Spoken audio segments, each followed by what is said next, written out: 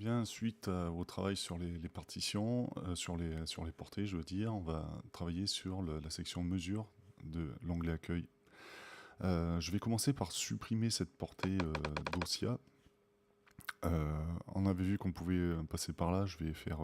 Là, j'ai tout sélectionné. J'ai fait un triple clic. Je fais supr et il me demandait si je veux tout supprimer. Et je fais oui. Ok. Maintenant, on va supprimer des mesures jusqu'à la fin de notre partition. Alors plutôt que d'aller chercher comme moi avec la souris, on peut faire une sélection de mesures jusqu'à la fin de la partition. Donc c'est ce bouton-là, j'espère que vous vous en souvenez. Donc c'est dans le début des tutos, il me semble. Sélectionner de mesures, normalement c'est ici, on va jusqu'à la fin de la partition. Et ensuite on fait supprimer, alors on regarde le raccourci clavier, commande supr. Je supr, commande supr, et voilà que nos mesures ont été supprimées de la fin de la partition. Maintenant, je vous montre comment on rajoute des mesures. Donc, ajouter, c'est facile. Hein. Vous cliquez sur ce bouton, commande B, et je vous fais voir, il y a trois options. Donc, commande B, c'est la première option, c'est ajouter une mesure à la fin de la partition. Ça me rajoute une mesure. Ensuite, je vous montre comment je m'en sers pour faire de la copie de partitions séparées, par exemple. Au lieu de travailler sur le conducteur, et par exemple rajouter, je sais pas moi, 6 mesures, et puis la septième, il faut que je revienne sur mon conducteur, que j'aille chercher ma dernière mesure, et puis je re-rentre mes notes. J'ouvre ma partie séparée. Alors on a dit par exemple 6 mesures à compter. Le raccourci clavier commande B, 3, 4, 5, 6. Là j'ai mes 6 mesures à compter, et je vais rattaquer la musique sur la septième. Donc ce qu'il faut faire, c'est rajouter une mesure à compter, et appuyer sur la flèche à droite. Donc là, pour l'instant, ça ne change rien, mais si par exemple vous avez des croches à rentrer, vous appuyez sur 3, et ça y est, vous êtes en mode croche, prêt à continuer à écrire votre musique. Je recommence. Vous n'avez même pas besoin d'être en mode actif. Vous appuyez sur commande B. On a 8 mesures à compter, par exemple. Je vais jusqu'à la 9e. Je vais à droite, et ensuite, je veux, par exemple, rentrer des blanches. Donc j'appuie sur 5, et j'écris mes blanches. Donc vous voyez qu'on gagne quand même pas mal de temps à faire comme ça. C'était le petit truc bien sympathique. Ensuite, on va rajouter une mesure unique. Alors admettons, oh mince, il n'y a pas 7 mesures, il n'y a pas 6 mesures à compter, il y a 8 mesures. Et ben on fait ajouter une mesure unique. Commande Shift B. Voilà, ça s'incrémente tout seul. En fait, non, il n'y avait pas 7 mesures à compter, il y en avait 11 mesures. Donc je vais rajouter 4 mesures. Alors pour ajouter 4 mesures, c'est ajouter des mesures multiples. On a dit qu'on rajoutait 4 mesures. Je fais OK. Et là, on a nos 11 mesures à compter. Enfin, la petite subtilité, je ne sais pas si vous avez vu dans cette commande-là, on a ajouté des mesures multiples ou irrégulières. Alors, des mesures irrégulières, c'est des mesures qui vont avoir une autre signature rythmique qu'au début. Alors, bon, je vais en mettre une déjà parce que vous voyez bien qu'on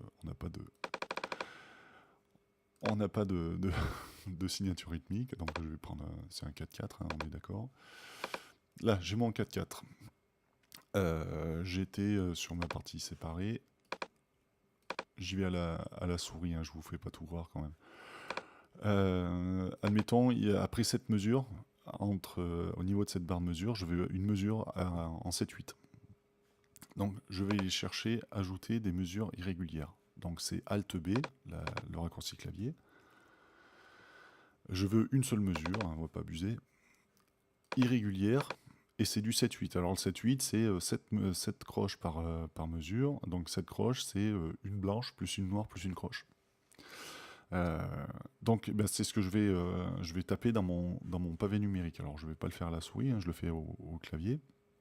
Donc la blanche, c'est 5, comme si on écrivait de la musique sur Sibelius. La noire, c'est 4, et la croche, c'est 3. Je fais OK. Alors on aurait pu passer aussi par le menu tombant. Là.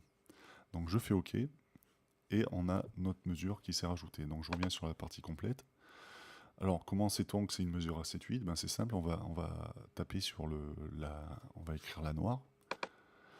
Et vous voyez qu'on a une noire, deux noirs, trois noirs et une croche, enfin l'équivalent en silence.